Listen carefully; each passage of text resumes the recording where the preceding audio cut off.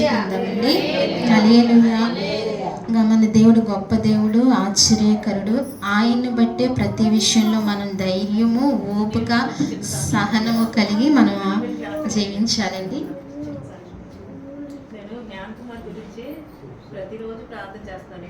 దేవునికి మహిమ అండి. ఈ సాక్ష్యాలన్నిటిని బట్టి దేవాతి దేవునికి మహిమ ఘనత కలుగును గాక. ఈ మాటలన్నీ దేవుడు వినును గాక. చెయ్య నొప్పి తగ్గింది పూర్తిగా కుమారుడికి, అందుకే మందిరానికి రావడం కూడా జరిగింది. అన్ని విషయాలు మీరు గమనించి ముందుకు వెళ్ళవలసిందిగా మనం చేస్తున్నాను. వాక్యం చూద్దామండి.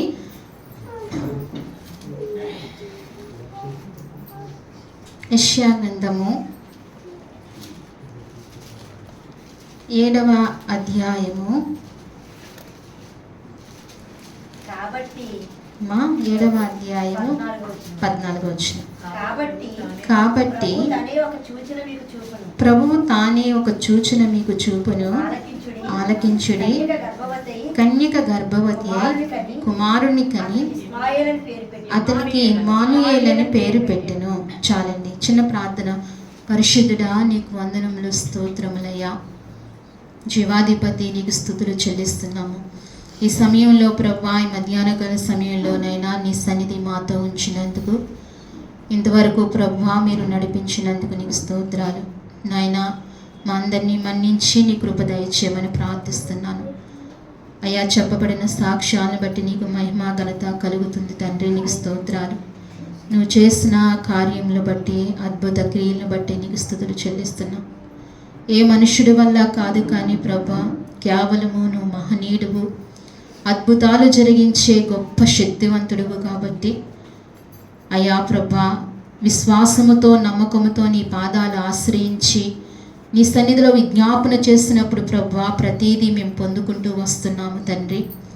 మీరు మాకు సమీపంగా ఉన్నందుకే మీకు వందనాలు, స్తోత్రాలు తండ్రి. నాయన, ఇది నీ సంఘము ప్రభా, ఇది నీ పని ప్రభా. అయ్యా, ఇందులో ఉన్నవారు నీ బిడ్డలు ప్రభా. అన్నీ నాయన సమస్తము నీ ఆధ్వర్యంలో జరుగుతున్నాయి ప్రభా. నీవు కృపా, నీ కనికరమును ఇంకనూ మీరు దయచేయండి ప్రభా. అయ్యా, మా ఆలోచనలు ప్రభా నైనా అయ్యా నువ్వు తీసి నీ ఆలోచన అయ్యా నీ నాయన ప్రభా, నీ చిత్తము అయ్యా ఇక్కడ జరగటానికి నీ కృపను అనుగ్రహించమని ప్రార్థిస్తున్నాను. పరిశుద్ధాత్మ శక్తితో అందరినీ నింపండి ప్రభా, బలపరచండి. చదవబడి నీ వాక్యాన్ని మాకు మీరు విరిచొడ్డించండి ప్రభా. నీ హృదయాంతలో ఉన్న మాటలు మాకు తెలియచేయమని ప్రార్థిస్తున్నాం. మాతో మాట్లాడటానికి మీరు ఇష్టపడండి ప్రభా. మా విధేయతను బట్టి కానీ, మా పాపము దోషములు బట్టి కానీ నీ కృప ఎంత మాత్రము తక్కువ చేయక అయ్యా, అన్నాడు ప్రభా, సమయేలు ముందు కాలంలో ప్రభా నీ వాక్కు అరుదైనట్లుగా కాకుండా ప్రభా, సమయేలు కాలంలో నీ మాట ప్రభా వినిన సమయేలు వలేనైనా ప్రభా నీ మాట వినడానికి మా అందరికీ అనుగ్రహించమని, నీ కృప దయచేయమని, చదవబడి నీ వాక్యాన్ని దీవించి ఆస్వాదించమని, స్తుతించి ప్రార్థించి యేసుక్రీస్తు నామములో అడిగి వేడుకుంటున్నాము తండ్రి. చదవబడిన వాక్యంలో ఇక్కడ లేఖనం సెలవిస్తుంది. కాబట్టి ప్రభువు తానే ఒక సూచన మీకు చూపును, ఆలకించుడి. కన్యక గర్భవతి కుమారుని కని అతనికి ఇమ్మానుయేలని పేరు పెట్టెను. కాబట్టి ప్రభు తానే ఒక సూచన చూపి, ఏం సూచన? ఒక సూచన చూపి కన్యక గర్భవతి కుమారుని కంటదని ఎప్పుడు సెలవిచ్చారండి? ఈ వాక్యం ఎప్పుడు సెలవించారు? యెషయా గ్రంథంలో రాయబడింది. ఎక్కడ రాయబడిందండి? యెషయా గ్రంథంలో రాయబడింది. అసలు కన్యక గర్భమున కుమారుని జన్మించాడు. ఎక్కడ జన్మించాడు ఆయన? ఏ సువార్తలో మనం చూస్తున్నాం? మత్తయి సువార్తలో మనం చూస్తున్నాం. అంటే కొత్త నిబంధనలోనికి వచ్చేటడికి మనం చూస్తున్నాం. కానీ ఈ మాట ఎప్పుడు పలికారంటే కొన్ని వందల సంవత్సరాల క్రిందటే ఈ మాటను పలికించారు. పరిశుద్ధాత్మ దేవుడు పలికించారు. ఏ మనుషుడికి తెలియదు కదా, ఎవరికీ తెలియదు. కన్యక గర్భాన కుమారుడు పుడతాడు, ఒక శిశువు పుడతాడు. ఆ శిశువు ద్వారానే లోకరక్షణ జరుగుతుందని ఏ మానవాళికి ఎవరికి కూడా తెలియదు. కానీ రాసింది మానవులే, రాయించింది ఎవరండి? రాయించింది పరిశుద్ధాత్మ దేవుడు. ఆయన ప్రేరేపణ ద్వారా రాయించారు. అసలు ఇది జరిగిన సంగతి ఎప్పుడు, రాయించిన సంగతి ఎప్పుడు అంటే ఇంచుమించు యెషయా గ్రంథము రాసింది క్రీస్తుకు పూర్వము 750 సంవత్సరాల క్రిందటే ఇది రాయబడిందండి. అప్పుడే ఈ ప్రవచనము రాశారు, కన్యక గర్భమున కుమారుడు పుడతానని ఈ ప్రవచనం రాశారు. కానీ ఆ రాసిన ప్రవచనము నెరవేరిందా లేదండి? ఎంత గొప్ప దేవుడో చూడండి, ఎంత ఆశ్చర్యకరుడో చూడండి. అంటే క్రిస్మస్ అనగా ఏంటండి? క్రిస్మస్ అనగా ఏంటి? సహవాసము లేక తోడు. క్రిస్మస్ అంటే క్రీస్తుని ఆరాధించడం, అలాగే క్రిస్మస్ అంటే సహవాసము లేక తోడు. ఇక్కడ యేసుక్రీస్తు ప్రభువు కాబట్టి ప్రభు తాను యొక్క సూచన చూపి ఆలకించుడి, కన్యక గర్భవతి అతనికి కుమారుని కని అతనికి ఇమ్మానుయేలని పేరు పెట్టనని యెషయా గ్రంథంలో యెషయా ప్రవక్త రాయటం జరుగుతుంది. అలాగే నేను మత్తయి సువార్తలోకి వచ్చేటికి ఈ వచనాన్ని నెరవేరింది. ఎక్కడికి వచ్చేటికండి? మత్తయి సువార్త 1వ అధ్యాయము 21వ వచనం కదమ్మా. ఆమె ఒక కుమారుని కనెను, తన ప్రజలు వారి పాపము నుండి ఆయనే రక్షించిన. చాలండి, ఇక్కడ ఆమె యొక్క కుమారుని కనింది. ఎవరండి? ఆమె యొక్క కుమారుని కంది, తన ప్రజల వారి పాపము ఆయనే రక్షించను. తన ప్రజల పాపము ఎవరు రక్షిస్తారు? ఆయన. ఇప్పుడు మన అందరికీ ఏముందండి? ఏముంది? మొదట పాపం ఉంది. ఏముందండి? అందరికీ పాపం ఉంది, అందరిలో పాపము ఉంది. ఆ పాపము తొలగించడానికి ఒక పరిశుద్ధుడు కావాలి, ఒక పుణ్యపూర్తి కావాలి. ఆ పరిశుద్ధుడే ప్రభువైన యేసుక్రీస్తు.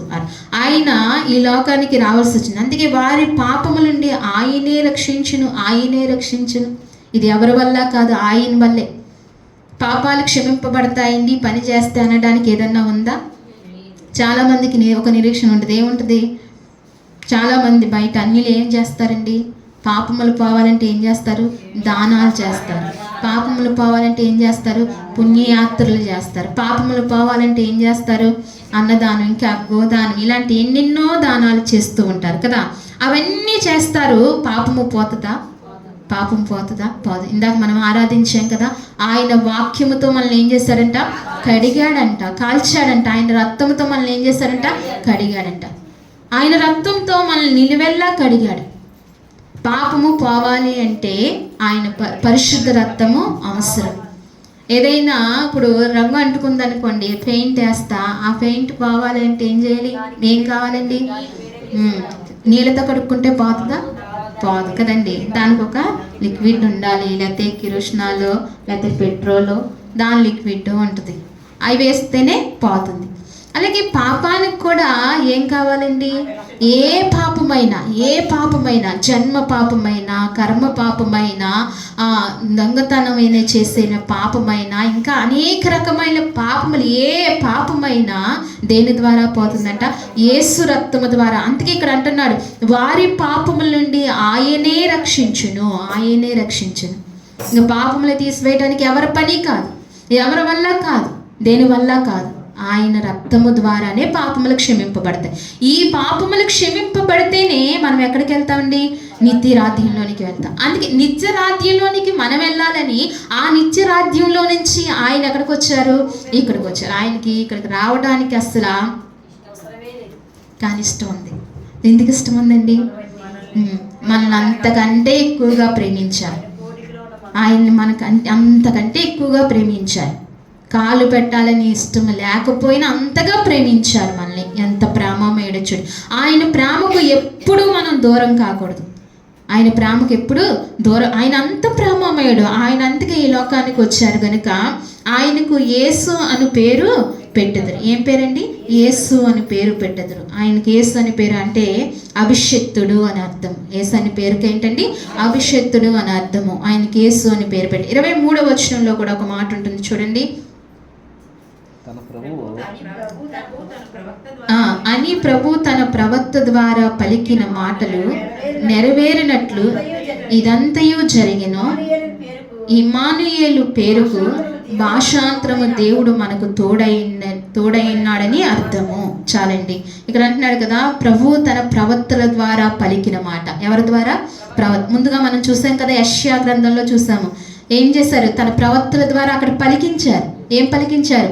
కన్యక గర్భవతి కుమారుణ్ణి కంటుందని. ఆ ప్రవచనము నెరవేరింది. అందుకే ఇక్కడ అంటుంది, ప్రవక్తల ద్వారా పలికిన ఆ మాట నెరవేరినట్లు ఇదంతయు జరుగును. ఏదంతా? ఇదంతా. కన్యక మరియ అయిన ఆ మరియ గర్భంలో ఈ శిశువు పుట్టడము, యేసు ప్రభు వారు పుట్టడము, ఆ పుణ్యకార్యం అంత ఇదంతా జరిగింది. ఇది జరగక ముందే ప్రవచించు. అందుకే ఆయనకి పేరు ఏంటంటే తెలుసండి? ప్రవచన పురుషుడు. ఆయన పేరేంటండి? ప్రవచన పురుషుడు. అటువంటి ప్రవచన పురుషుడు ఎక్కడా లేడు. అలాంటి ప్రవచన పురుషుడు మనకు ఉన్నారు కాబట్టి ఆయన ప్రవచన పురుషుడు. ఇదంతా పలికినని, ఇదంతా జరిగినని. ఇమ్మానుయేలని పేరుకు భాషాంతరం ఏంటంటే దేవుడు మనకు తోడై ఉన్నాడని అర్థం. ఇమ్మానుయేల్. ఆయన ఇమ్మానుయేలుగా మనకు తోడుగా ఉన్నాడు. ఇంత గొప్ప మాట ఎవరిస్తారండి? ఎక్కడ దొరుకుతుందండి? తోడుగా ఉంటానని చెప్తున్నాడు. ఇమ్మానుయేలుగా మన పక్షాన ఉన్నాడు. ఎవరైనా ఉంటారా? ఎవరైనా ఉంటారా? నీకు నేను తోడుగా ఉంటానని ఏం చేస్తారు? వివాహం చేసుకుంటారు కదా, ప్రమాణం చేస్తారు. ఏమని ప్రమాణం చేస్తారు వివాహాల్లో? ఏమని ప్రమాణం చేస్తారండి? జీవితకాలం అంతా నేను నీకు తోడుగా ఉంటాను. జీవితకాలం అంతా తోడుగా ఉన్నవాడు కొంతమంది ఉంటారు. జీవితకాలంలో మధ్యలో ఏమవుతారండి? వాళ్ళకి వీళ్ళకి పడకపోతే, మనస్సులో కలవకపోతే ఏమవుతారండి? విడిపోతారు. ఆ చేసిన ప్రమాణము వాళ్ళకి గుర్తు రాదు. ఆ ప్రమాణానికి తగ్గట్టుగా నడవాలని వారికి ఉండదు. కొంచెం భార్య భర్తలు ఇద్దరు ఉంటారు, కొంచెం చిన్న దెబ్బలాట్టుకుంటే ఏమంటారు? నువ్వు వెళ్ళిపోని భర్త అంటాడు, భార్య ఏమంటది? నేను వెళ్ళిపోతాను, నిన్ను వదిలేస్తాను అంటది. అవునా? అంటారా లేదా? ఇలా ప్రతి ఇంటిలో జరుగుతూనే ఉంటుంది. ఆ ప్రమాణం గుర్తొస్తుందా? ఆ దేవుడు కలిపిన జత గుర్తొస్తుందా? ఏం గుర్తొస్తుందని ఏమీ గుర్తు రాదు. వెళ్ళిపోతూ ఉంటారు.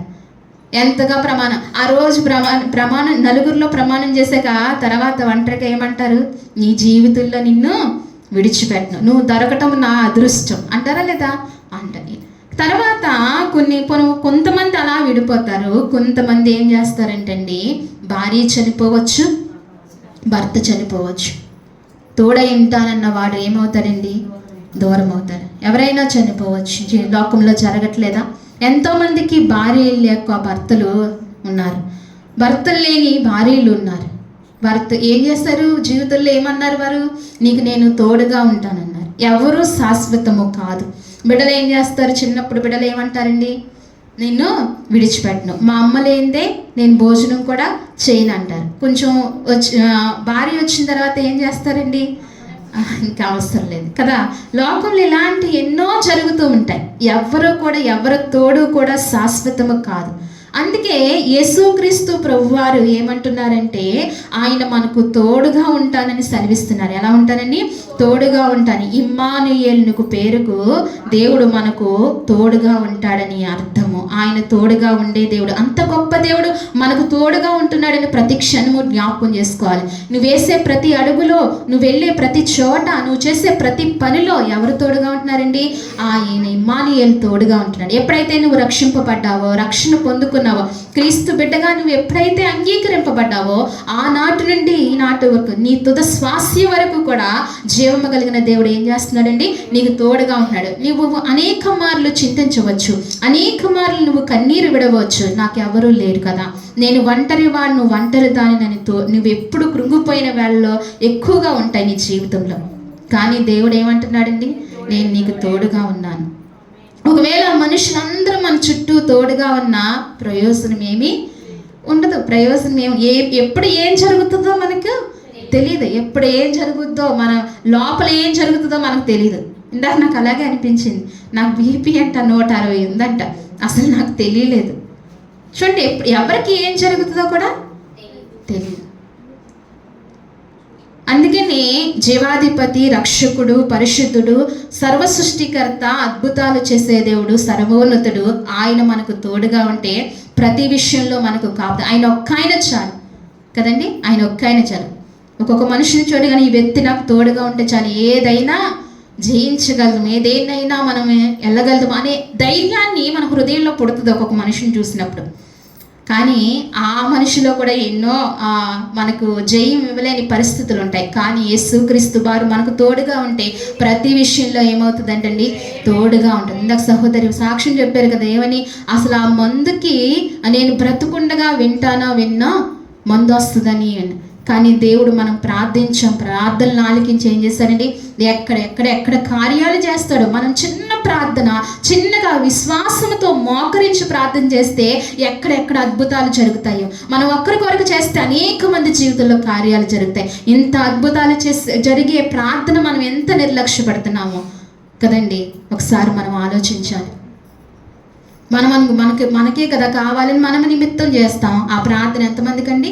ఎంతో మందికి ప్రయోజనకరంగా దేవుడు చేస్తాడు. నలిగిన హృదయాలకి, విరిగిపోయిన హృదయాలకి ఎంతో నెమ్మదినిచ్చే దేవుడు. అందుకే ఈ క్రిస్మస్ అనగా సహవాసము లేక తోడు. ఈ తోడు కావాలంటే, ఇమ్మానుయేలుగా మనకు ఉండాలంటే ఆయన జన్మించిన ఈ లోకంలో ఆయన ఏం చేయాలి? మన సొంత రక్షకుని అంగీకరిస్తూ ఆయన ముందు మనం నడుస్తూ ఉండాలి. మత్తయి సువార్తలో ఇంకొక మాట ఉంటుంది చూడండి. మత్తయి సువార్త 28వ అధ్యాయము 20వ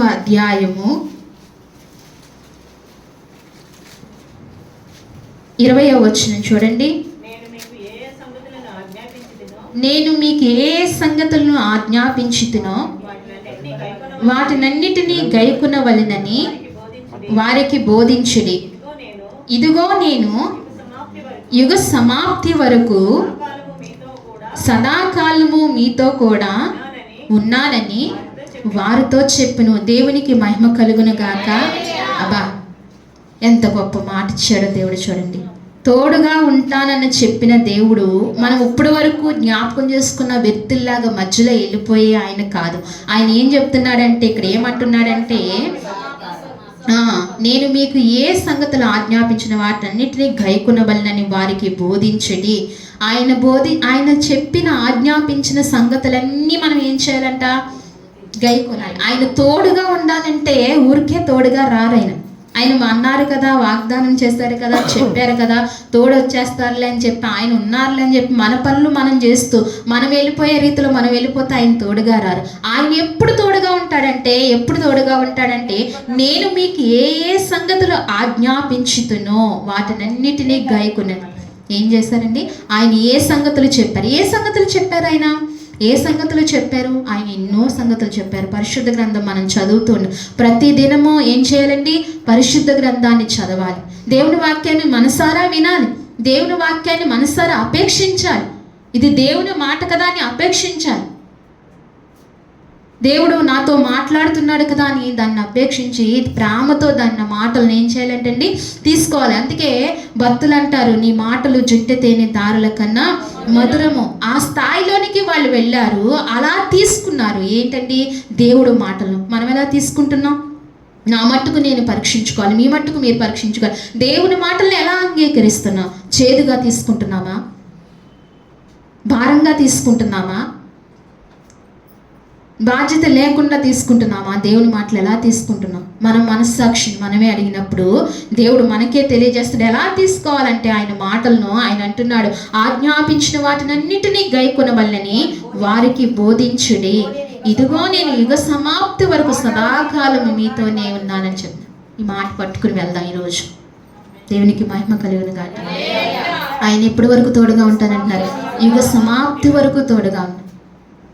ఆయన ఎప్పుడు విడిచిపెట్టే దేవుడు కాదు. ఆయన అంటున్నాడు, బాల్యం తల్లి గర్భంలో పిండముగా రూపొందిన నాటి నుండి కూడా ముదిమి వచ్చే వరకు నేను చంక పెట్టుకుని. ఎప్పుడు విడిచిపెట్టే దేవుడు కాదు. ఏ క్షణంలోనూ మనల్ని విడిచిపెట్టలేదు. ఆయన ఏ క్షణంలో విడిచిపెట్టలేదు. మధ్యలో ఎంతో మంది రాలిపోయారు. తల్లిదండ్రులు విడిచిపెట్టి వెళ్ళిపోయారు, భర్త విడిచిపెట్టి వెళ్ళిపోయాడు, భార్య విడిచిపెట్టి వెళ్ళిపోయింది, బిడ్డలు విడిచిపెట్టి వెళ్ళిపోయారు. ఎంతో జీవితాలు మనకు దూరం అయిపోయిన వ్యక్తులు ఎంతోమంది. కానీ ఈ ఇమ్మానుయేలు మట్టుకు ఎప్పుడు విడిచిపెట్టలేదు. ఎప్పుడు విడిచిపెడతానంటున్నాడు ఆయన? అసలు విడిచిపెట్టనని. ఎప్పుడంట? యుగ సమాప్తి వరకు సదాకాలము నేను మీతోనే ఉంటానంటున్నాడు. ఎంత గొప్ప దేవుడో చూడండి. ఎన్ని కోట్లు పెట్టి కొనుక్కోగలుగుతామండి ఆ తోడుని? ఏమిచ్చి ఆ తోడుని తెచ్చుకోగలుగుతాం? అసలు ఆ తోడు ఏమంటున్నాడండి? ఉచితంగా ఇస్తానంటున్నాడు. ఎవరైనా బంధువులు లేని వారు హాస్పిటల్లో ఉండాలి అంటే, ఒకరోజు వారికి తోడుగా ఉండాలంటే ఏం చేయాలండి? జీతం ఇచ్చి ఏం చేయాలి? ఎవరినైనా మాట్లాడుకోవాలి. ఎందుకని? తోడుగా ఉండాలి. కుటుంబస్తులు ఉండరు, బంధువులు ఉండరు. ఏం చేయాలంటే జీతం ఇచ్చి ఉండించాలి. వాళ్ళు ఎంత నమ్మకంగా చేస్తారా? జీతం పట్టుకెళ్తారు. బాగా చూస్తారా? చూడరు. ఇలాంటి లోకంలో ఎన్నో పరిస్థితులు, ఇలాంటి పరిస్థితుల్లోంచి దేవుడు అంటున్నాడు, దేవుడు నీకు నేను తోడుగా ఉంటానంటున్నాడు. ఆయన ఎక్కడ తోడుగా ఉంటాడు, ఎలా తోడుగా ఉంటాడో చూడండి. ఆయన యుగ సమాప్తి వరకు సదాకాలము నేను మీతోనే ఉంటానని. ఎవరికి తోడుగా ఉన్నాడు? యెహోషువ గ్రంథము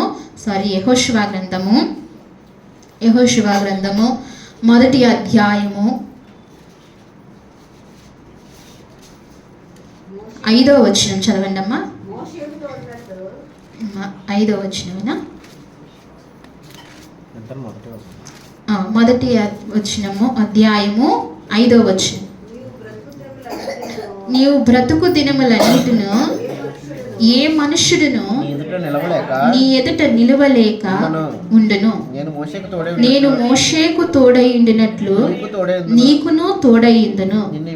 నిన్ను విడువను, నిన్ను ఎడబాయను, నిర్భరము కలిగి ధైర్యముగా ఉండమని వారికి నీకు ఇచ్చేదనని నేను వారి పితరులతో ప్రమాణము చేసిన ఈ దేశమునకు నిత్యముగా నీవు ఈ ప్రజలు స్వాధీనము చేస్తుంది. చాలండి. ఇక్కడ అంటున్నాడు కదా, దేవుడు స్వయంగా దేవుడే మాట్లాడుతున్నారు. ఎవరితో రండి? యెహోషువతో మాట్లాడుతున్నారు. ఎవరితో? యెహోషువతో దేవుడు సెలవిస్తున్నాడు. ఏమనంటే, నీవు బ్రతుకు దినములన్నిటిను ఏ మనుషుడు నీ ఎదుట నిలవలేరు. నువ్వు బ్రతుకు దినములన్నిటిలో ఏ మనుషుడు నీ ఎదుట నిలవలేరు. ఏ మనుషుడు నిలువన్నారు నీ ఎదుట, నువ్వు బ్రతుకు దినముల. దేవుడు యెహోషువకు అంతటి కృప ఇచ్చాడు. అసలు యెహోషువ ఎవరు వెనకాల ఉండేవాడు? మోషే వెనకాల ఉండేవాడు. అలాంటి మోషే వెనకాల ఉండే వ్యక్తికి దేవుడు ఎంత కృప ఇచ్చాడు అంటే, యెహోషువలో దేవుడు ఏం చూస్తాడో తెలుసండి? నమ్మకత్వాన్ని చూశాడు. ఏం చూశాడు? నమ్మకత్వాన్ని చూశాడు. యెహోషువ చాలా నమ్మకత్వంగా మోషేని వెంబడించాడు. దీనుడై నడిచాడు. నిజంగా యెహోషువ మనసు ఎవరికి నచ్చింది? దేవునికి నచ్చింది. దేవుడు తోడుగా ఉండటమే కాదు, ఇంకా ఎక్కువ మేలు దేవుడు ఇచ్చాడు యెహోషువకు. ఎందుకంటున్నాడంటే, నీ ఎదుట ఏ మనుషుడు నిలవడు. అంటే నీతో యుద్ధము చేయటానికి వచ్చినప్పుడు కానీ, నీతో పోరాడటానికి వచ్చినప్పుడు కానీ, నిన్ను వ్యతిరేకించడానికి వచ్చినప్పుడు కానీ ఏ మనుషుడు నీ ఎదుట నిలవడు. ఎందుకంటే ఆ దేవుడు తోడుగా ఉన్నాను చెప్తున్నాడు. అందుకే అంటున్నాడు కదా, నిన్ను విడువను, నిన్ను ఎడబాయను, నిర్భరము కలిగి ధైర్యంగా ఉండుము. యెహోషువని బలపరుస్తున్నాడు. ఇక్కడ అంటున్నాడు, నేను మోషేకు తోడుగా ఉండినట్లు నీకును తోడుగా ఉంటాను. దేవుడు ఏం చేస్తాడంటండి? మోషేకు తోడుగా ఉన్నారని మనకు ఎలా తెలిసిందంటే, ఇశ్రాయేలు ప్రజల్ని విడిపిస్తూ వచ్చాడు కదా. మోషే ఎంత పెద్ద బాధ్యత, ఎంత పెద్ద పనిని ఆయన భుజం మీద వేసుకున్నారు. మోషే వేసుకొని అన్నారు, కానీ దేవుడే వేశాడు. దేవుడు వేసినప్పుడు అప్పుడు దేవుడు తోడుగా ఉన్నాడు కాబట్టి ఆ పనిని సక్రమంగా చేయగలిగారు. అందుకే అంటున్నాడు, నేను మోషేకు తోడుగా ఉండినట్లు యెహోషువ నేను నీకు కూడా తోడుగా ఉంటానని చెప్తూ ఆయన ఏం వాగ్దానం ఇస్తున్నాడంటే, నేను విడువను. ఏమిటండి? ఈరోజు ఈ మధ్యాహ్న కాల సమయంలో ఈ మాట పట్టుకుని వెళ్తాం. పరిశుద్ధాత్మ దేవుడు ఈ మాట మీతో కూడా పలుకుతున్నాడు. నేను విడువను అని చెప్తున్నాడు. ఏమని చెప్తున్నాడు? నిన్ను విడువను అని చెప్తున్నాడు. నేను విడువను, నిన్ను ఎడబాయను, నిర్భరము కలిగి ధైర్యముగా ఉండు. ఒకవేళ నీ గుండె అధైర్యముగా ఉంటుందా? కృంగిపోయిన వేళల్లో ఉన్నా, ఏ పరిస్థితిలో అయినా నువ్వు కృంగిపోయావా? దేవుడు అంటున్నాడు, నిర్భరము కలిగి ధైర్యంగా ఉండు అని చెప్తూ, వారికి ఇచ్చేదన నేను వారు పితరులతో ప్రమాణము చేసిన ఈ దేశమునకు నిత్యముగా ఈ ప్రజలు స్వాధీనపరచుదురు. అయితే నువ్వు నిర్భరము కలిగి జాగ్రత్త పడి బహుధైర్యముగా ఉండుము. నా సేవకుడైన మోషే నీకు ఆజ్ఞాపించిన ధర్మశాస్త్రం అంతటి చొప్పున చేయవలను. యెహోషువకు కూడా చెప్పాడండి. ఏమని చెప్పాడు యెహోషువకి? అంత ప్రేమించిన యెహోషువకు కూడా ఒక మాట చెప్పాడు, నీకు మోషే ఇచ్చిన ఆజ్ఞలన్నిటి ప్రకారము అటు చొప్పున చేయము. దేవుడు తలాంత్ ఇచ్చాడు కదా, దేవుడు దీవించాడు కదా అని ఆజ్ఞలు తొలగిపోతే కుదరదు. ఆజ్ఞల ప్రకారంగా నడుస్తూ దేవుడిచ్చే తలాంతులలో నడవాలి. యెహోషువతో అదే మాట్లాడుతున్నాడు దేవుడు. నేను నీకు మోషే నీకు ఆజ్ఞాపించిన ఆజ్ఞలన్నిటి ప్రకారంగా నడవమని చెప్తున్నాడు. అప్పుడు అలా నడుస్తేనే దేవుడు ఏమై ఉంటాడు? తోడుగా. ఆయన ఆజ్ఞల ప్రకారంగా నడవాలి. ఆయన ఆజ్ఞాపించిన ప్రకారంగా ఆయన ఏం ఆజ్ఞాపించారు? నూతన నిబంధనలు ఏం ఆజ్ఞాపించారు? అపోస్తుల బోధ యందును సహవాసమందును రొట్టె విరిచిటి ఎందును ప్రార్థన చేయటి ఎందును ఏముండాలంట? ఎడతెగిపోయి ఉండాలా? ఎలా ఉండాలి? ఎడతెగక ఉండాలి. ఎడతెగక ఉండాలి. ఇది ఆజ్ఞ. ఈ ఆజ్ఞలు మనం నడవాలి. అప్పుడే ఆయన ఏమంటున్నాడంటే, నిర్భరము కలిగి ఉండుము, నిన్ను విడువను, నిన్ను ఎడబాయను, నీకు నేను తోడుగా వస్తాను. ఎలాంటి పరిస్థితులైనా ఆయన తోడుగా వస్తారు. ఈ ఆజ్ఞలు మనం ఆజ్ఞల ప్రకారంగా నడిచినప్పుడు. అందుకే అంటున్నాడు, ఇక్కడ మోషేకు కూడా ఒక మాట సెలవిచ్చాడు. 17వ వచనంలో చూద్దామా? 1వ అధ్యాయము 17వ వచనము. మోషే చెప్పిన ప్రతి మాట మేము వినినట్లు నీ మాట విందుము. నీ దేవుడైన యెహోవా మోషేకు తోడై ఉండునట్లు నీకును తోడై ఉండును గాక.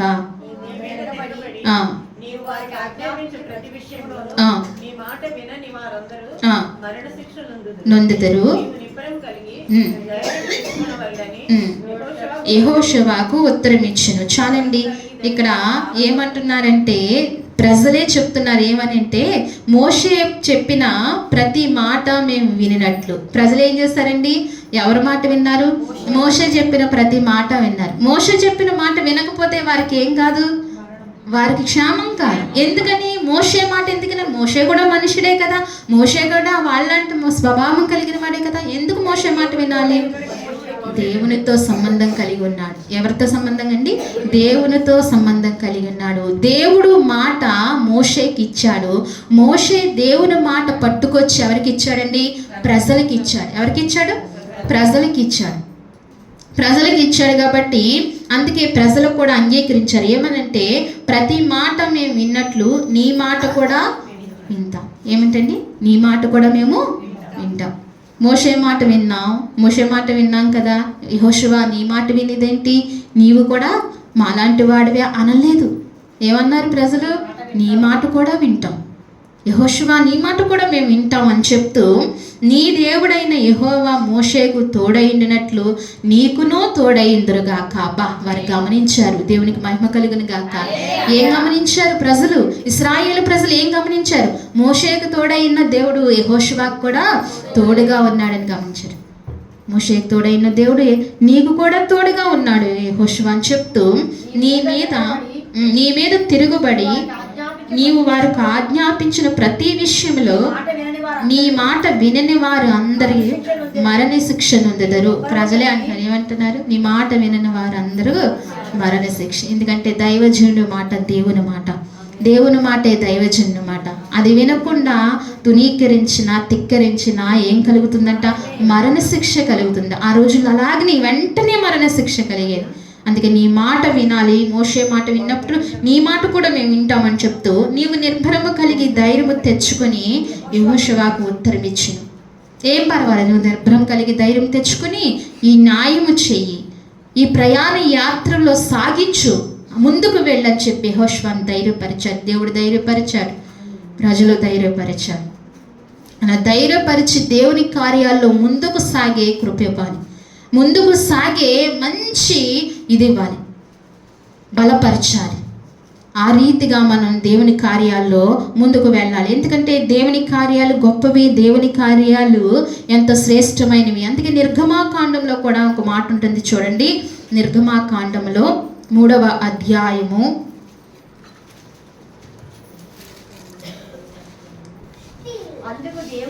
12 చదువుతున్నారా?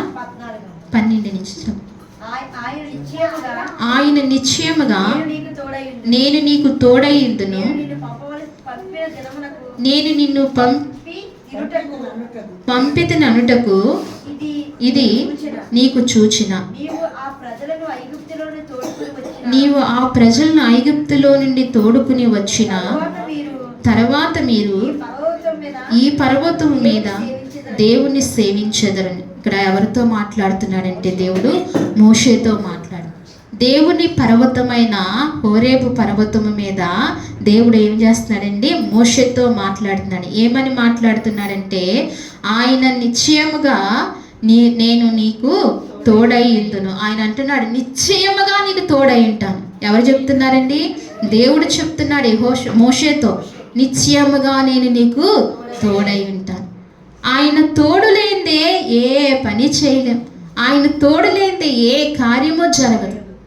అందుకే మనం ఈ బయలుదేరి వెళ్ళినప్పుడు ఎవరి తోడు మనం కావాలి? దేవుని తోడు కావాలి. ఈ లోకంలో దేవుని తోడు మనకు చాలా అవసరం. అందుకే మోషేతో అంటున్నాడు, నేను నిత్యముగా నీకు తోడుగా ఉంటాను. ఈ మధ్యాహ్న కాలంలో మనందరికీ కూడా నిత్యముగా ఆయన, మీరు మనస్ఫూర్తిగా వాక్యమును అంగీకరిస్తే, దేవాది దేవుడే, పరిశుద్ధాత్మ దేవుడే మాట్లాడుతున్నాడు అనుకుంటే గనక దేవుడు నిత్యముగా మీకు కూడా ఏం చేస్తాడండి? తోడుగా వస్తాడు. మోషేకి తోడుగా వచ్చినట్లు దేవుడు మీకు తోడుగా వస్తాడు. అందుకంటున్నాడు, నిత్యముగా నేను నీకు తోడైందును, నేను నిన్ను పంపితినన్నట్లు ఇదియే నీకు చూచిన, నీవు ఆ ప్రజలను ఐగుప్తులో నుండి తోడుకుని వచ్చిన తర్వాత మీరు ఈ పర్వతం మీద దేవుణ్ణి సేవించరు. ఎవరిని సేవించరు? వచ్చిన తర్వాత దేవుని సేవించారా లేదా? మోషే తర్వాత హోరేబు పర్వతం ఎక్కేం చేశారండి? ఆజ్ఞలు అన్నీ పొందుకున్నారు. ఇశ్రాయేలును విడిపించిన తర్వాత అక్కడికి మోషేని పంపించాడు ఐగుప్తుకి. దేవుడు ఎక్కడికి ఎలాగ నడిపిస్తాడంటే, ఎక్కడెక్కడ అలా ముడివేస్తాడంటే ఆయన చిత్తం మనకు ఊహకు అందదు, మనకు మనకు బుర్రకు అందదు, మన జ్ఞానానికి అందదు ఆయన జ్ఞానం. ఆయన ఎక్కడ మనం ఇంతే అనుకుంటాం, చిన్నదే అనుకుంటాం. అసలు ఐగుప్తుకి వెళ్ళింది ఎవరండి? ఎంతమంది ఐగుప్తుకి వెళ్ళింది? మొదటగా ఒక్కరే కదా. ఎవరండి? మొదటగా ఒక్కరే. ఎవరు? మోషే వెళ్ళారా? మోషే వెళ్ళారా? యెహోషువ వెళ్ళారా? ఎక్కడున్నారా? యోసేపు వెళ్ళాడు. ఎవరు వెళ్ళాడు? మొదటగా ఐగుప్తుకి వెళ్ళింది ఎవరు? మొదటగా వెళ్ళిన వ్యక్తి ఆయన. యోసేపు వెళ్ళాడు, ఒక్కడు వెళ్ళాడు. అసలు ఇవన్నీ తెలుసా? యోసేపు వెళ్ళినప్పుడు తెలుసా? తన తండ్రి అయిన యాకోబుకు తెలుసా? తన అన్నదమ్ములకు తెలుసా? ఎవరికి తెలుసు? ఎవరికీ తెలియదు. ఆయన పంపించటం ఆయన ప్రణాళిక. యోసేపు వెళ్ళాడు. ఆ తర్వాత కుటుంబం 71 మంది వెళ్ళారు. ఆ తర్వాత ఇశ్రాయేలు 40 లక్షల కాలబలంగా వచ్చారు తండ్రి. ఎక్కడికి? కానానుకు, ఐగుప్తు నుంచి. దేవుడు ఎక్కడెక్కడి నుంచి నడిపిస్తాడు. మనం అనుకుంటాం ఇదే కదా, చిన్నదే కదా, కొంచెమే కదా అనుకుంటాం. మన చిన్న ప్రార్థనే కదా అని మనం అనుకుంటాం. దేవుడు ప్రణాళికలు వేరు, దేవుడి ఉద్దేశాలు వేరు, దేవుడి చిత్తము వేరు. అట్లకి మనం తల వంచవలసిందే. దేవుడి గొప్ప కార్యాలు మన పట్ల చేసుకుంటూ వెళ్తాడు. అందుకే మోషేకు తోడుగా ఉన్నాడు, యెహోషువకు తోడుగా ఉన్నాడు. ఇలాగా ఇశ్రాయేలు ప్రజలందరికీ దేవుడు తోడుగా ఉన్నాడు. నూతన నిబంధనలో కూడా ఆయన ఇమ్మానుయేలుగా వచ్చి, ఎక్కడికి వచ్చండి? నూతన నిబంధనలో ఇమ్మానుయేలుగా ఆయనకు వచ్చి సర్వలోక ప్రపంచం మానవ జాతికి అంతటికీ కూడా ఆయన ఏమై ఉంటానంటున్నాడు? తోడై ఉంటానంటున్నాడు. ఆ రక్షకుని మనస్ఫూర్తిగా అంగీకరించాలి. ఏం చేయాలండి? ఆ రక్షకుని మనస్ఫూర్తిగా అంగీకరించాలి. ఇంకా మన కుటుంబంలో ఎవరికైనా రక్షణ లేకపోతే వారిని కూర్చోబెట్టుకుని మాట్లాడి ఏం చేయాలండి? నాన్న రక్షణ తీసుకో, అమ్మా రక్షణ తీసుకో అని వెనకాల పెద్దలుగా, తల్లిదండ్రులుగా మనం కూడా వారిని ప్రోత్సహిస్తూ ఏం చేయాలండి? రక్షణలోనికి నడిపించాలి. ఎంతో మేలైన మార్గం ఇది, ఎంతో శ్రేష్టమైన మార్గం ఇది. మన జీవితాల్లో ఎన్నో క్రిస్మస్లు వెళ్ళటం కాదు, దానికి తగ్గ జీవితాన్ని మనము జీవించినట్లుగా ఉండాలి. దేవుడు మనకు ఏమై ఉంటాడట? సహవాసముగా ఉంటాడు, లేక తోడుగా ఉంటానని చెప్తున్నాడు. అందుకే ఆయన తోడు ఎప్పుడు వరకు ఉంటుందంట? ఒక మాట చదివాను, యుగ సమాప్తి వరకు ఏమవుతుందంటండి? ఆయన తోడుగా. మధ్యలో మనుషులు విడిచిపెట్టినట్టుగా కాదు, వాగ్దానం చేస్తున్న వారు, మాట ఇచ్చిన వారు వదిలేసేవారులా కాదు. మన దేవుడు ఎలా ఉంటాడంట? యుగ సమాప్తి వరకు తోడుగా ఉంటాడంట. ఆయన ప్రవచన పురుషుడు. ఎవరండి? ప్రవచనపుడు. ఎప్పుడో కిందట, ఎప్పుడో కొన్ని వందల వేల సంవత్సరాల క్రిందట రాయబడింది కన్యక మరియలో, కన్యక మరియ గర్భాన కుమారుడు పుడతాడు. ఇది సామాన్యమైన విషయం కదా. ప్రతి ఒక్కళ్ళు అంగీకరించవలసిందే దీన్ని. ప్రతి ఒక్కరు అంగీకరించే. అందుకే యేసుక్రీస్తు జన్మదినము మనం ప్రతిసారి ఈ నెలల్లో, ఈ ప్రతి సంవత్సరం కూడా జ్ఞాపకం చేసుకుంటూ అనేకమైన విధాలుగా మనం నడిచేవారుగా, దేవునికితో సహవాసం చేసేవారుగా, దేవుని ఉదయాంతరంగంలో ఉన్న భావాలు మనం తెలుసుకుని దేవునితో దగ్గరగా నడిచేవారంగా మనం ఉండాలి. ఈ తోడును మనం విడిచిపెట్టకూడదు. ఎవరిని విడిచిపెట్టకూడదండి? ఇమ్మానుయేలు అయిన దేవుని మనం ఎప్పుడూ కూడా విడిచిపెట్టకూడదు. ఆయన గొప్ప శ్రేష్ఠుడు, మనకు తోడుగా ఉంటానని చెప్పిన దేవుడు. ఎవరిచ్చారండి మాట? ఎవరిచ్చారండి వాగ్దానము? ఎవరివ్వగలిగారండి ఇది? అసలు సదాకాలము తోడుగా ఉంటాడు, నీ తుద శ్వాస వరకు తోడుగా ఉండేది గొప్ప దేవుడు మనకున్నాడు. ఈ మధ్యాహ్న కాల సమయంలో ఈ సన్నిధిలోంచి మనం అడిగి వెళ్ళాలి. ఏమని అడగాలంటే, అయ్యా నువ్వు మాకు తోడుగా ఉంటానన్నావు కదా, నువ్వు మాకు ఇమ్మానుయేలుగా ఉంటానన్నావు. ఎలా ఉంటానన్నాడని? ఇమ్మానుయేలుగా ఉంటా. ఏ స్థితిలో ఏ పరిస్థితుల్లో మమ్మల్ని విడిచిపెట్టకయ్యా, నువ్వు మాతోనే రండి అయ్యా, మాతో ఉండండి అయ్యా అని చెప్పి ఈ స్థలము నుంచి ప్రార్థన చేసుకుని మనం వెళ్ళినప్పుడు జీవము కలిగిన దేవుడిని ఖచ్చితంగా మనకి ఏమై ఉంటాడండి? తోడుగానే వస్తారు ఆయన. ఎందుకు రారండి తోడుగా? ఎవరికి రాలేదైనా? ఆయన అన్నాడు మోషేకు తోడుగా ఉంటానన్నాడు. మోషేకు తోడుగా ఉన్నాడా లేదా? ఫరో అంత భయంకరమైన వ్యక్తి ఎదుటకు మోషే వెళ్ళినప్పటికీ దేవుడు తోడుగా ఉండి చేస్తారు. ఆ జనాంగం, ఇశ్రాయేలు జనాంగం విసిగించిన, ఇశ్రాయేలు జనాంగంతో అలసిపోయిన దేవుడు తోడై ఉన్నాడు కాబట్టి ఏం చేయాడండి మోషే? ఆ పనిని పూర్తి చేశాడు. అలాగే యెహోషువకు కూడా తోడుగా ఉన్నాడు. అలాగే దేవుడు ఎలాంటి పరిస్థితుల్లో, ఎక్కడ స్థితి, ఏ స్థితిలో మనం ఉన్నా దేవుడు మనకు తోడుగా ఉంటాడు. సింహాల బోనుల్లో దేవుడు తోడుగా లేడా అండి? దానియేలుకు దేవుడు తోడుగా లేడా సింహాల బోనులో? మరి షద్రకు మేషకు అబేద్నెగోలు అగ్నిగుండంలో దేవుడు తోడుగా లేడా? ఎక్కడ లేడండి దేవుడు తోడుగా? అగ్నిగుండంలో తోడుగా లేడా? ఎడారిలో దేవుడు తోడుగా లేడా? మరి ఎంతమందికి దేవుడు తోడుగా ఉంటున్నాడు. ఇలాంటి దేవుడు తోడైంటున్న దేవుడు ఈరోజు నిన్ను కూడా ప్రేమించి, నన్ను కూడా ప్రేమించి, రక్షణ ఇచ్చి, మనందరి గురించి ఆయన ఈ భూలోకానికి వచ్చి మనకు తోడుగా ఉంటానని చెప్పిన దేవాతి దేవుడు ఎప్పటి వరకంట? సదాకాలము. ఎప్పటి వరకు అండి? యుగ సమాప్తి వరకు సదాకాలము నేను మీకు తోడుగా ఉంటానని చెప్పిన మహోన్నతుని మనం ఎంత ఘనముగా ఆరాధిస్తూ రావాలి. ఆ దేవాతి దేవుని మనం ఎంతగానో శ్రేష్టంగా స్తుతిస్తూ రావాలి. గొప్ప దేవుడు కదండి మనకు. ఆయన గొప్ప దేవుడు, మన పక్షాన ఉన్నాడు. అలాంటి గొప్ప దేవుని మనం హృదయపూర్వకంగా సేవిద్దాం. ఈ మధ్యాహ్న కాల సమయంలో ఒక్క నిమిషము మోకరించి ప్రార్థన చేసుకుని విన్న వాక్యాన్ని బట్టి, దేవా నాతో ఇలా మాట్లాడేవి, నీకు స్తోత్రాలయ్యా. అవును స్వామి, అయ్యా ఇదిగో ఎప్పుడోనైనా నువ్వు జన్మించక ముందుపు కాలంలో ప్రభా యెషయా ప్రవక్త ద్వారానైనా నీ లేఖనము రాయబడిందయ్యా. కన్యక మరియ గర్భాన కుమారుడు పుడతాడని నువ్వు సెలవిచ్చారు తండ్రి నాయన. అలాగనే ఆ ప్రవచనము నెరవేరిందయ్యా, ఆ ప్రవచనము జరిగిందయ్యా. అయ్యా నా కొరకు ప్రభా కన్యక గర్భంలో వచ్చావు. మనసారా హృదయపూర్వకంగా ఈ మధ్యాహ్న కాల సమయంలో దేవుడు నాతో మాట్లాడండి. ఒక్క మాట తీసుకుని మీరు ప్రార్థిస్తే దేవుడిని మిమ్మల్ని నిండారుగా దీవించి మీకు తోడుగా వస్తాడు.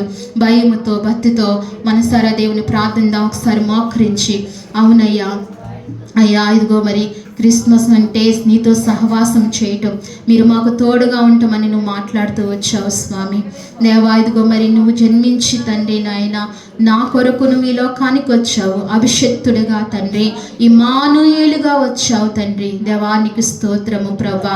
అయ్యా ఇదిగో మరి నాయన నిర్భరము కలిగి, ధైర్యము కలిగి అయ్యా ఇదిగో మరి లోకంలో జీవించమన్నావు కదా ప్రభా.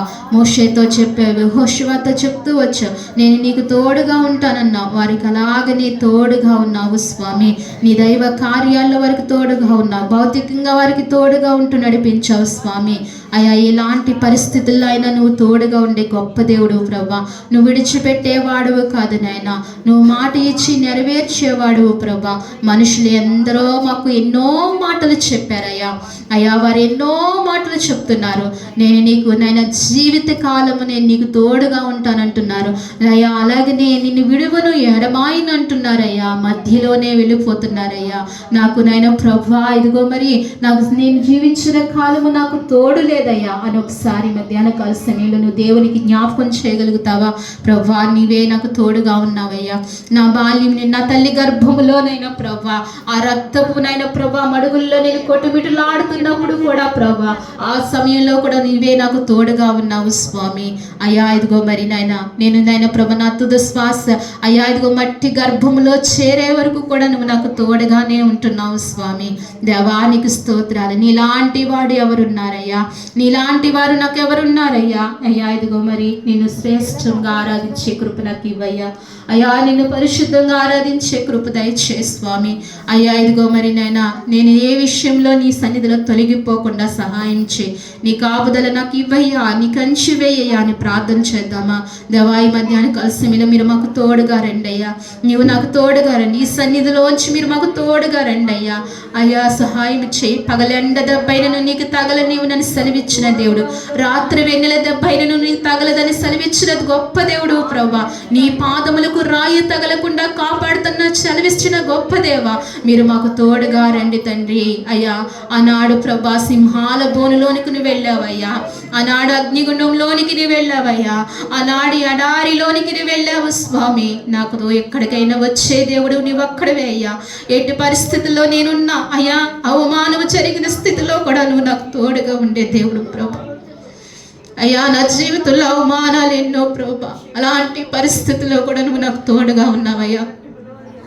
నా జీవితంలో ప్రభా వ్యాధులు ఎన్నో అయ్యా, ఒంటరిగా పోరాడుతూ వచ్చానయ్యా, అప్పుడు కూడా మీరు నాకు తోడుగా ఉంటూ వచ్చారు స్వామి.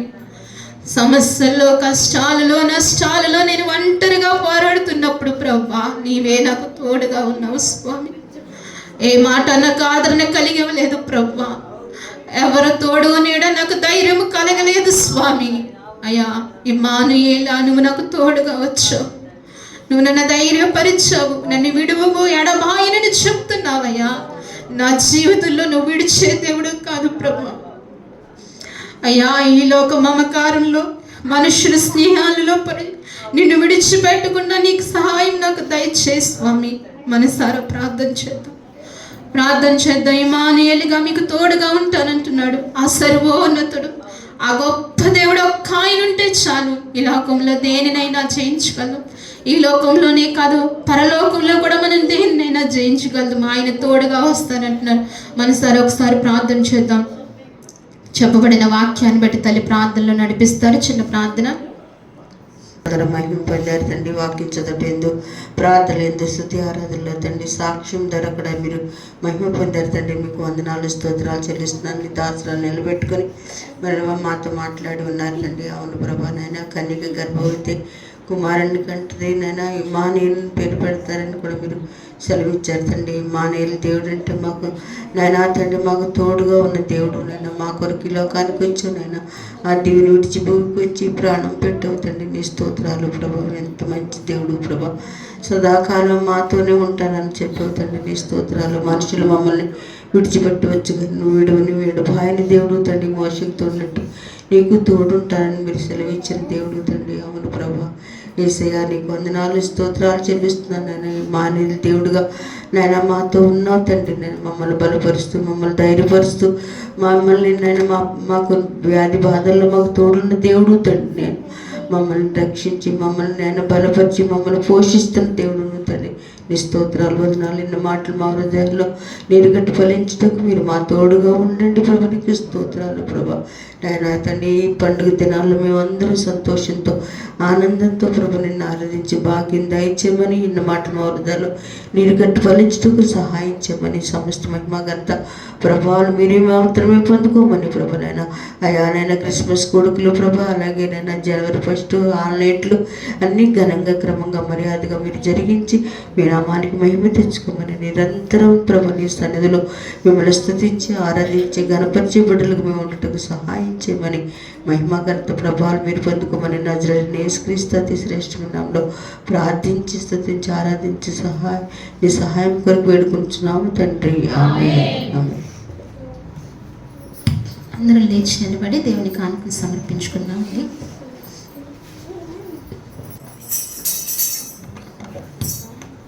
అందరం కూర్చుందామండి. ప్రకటన ఉంది.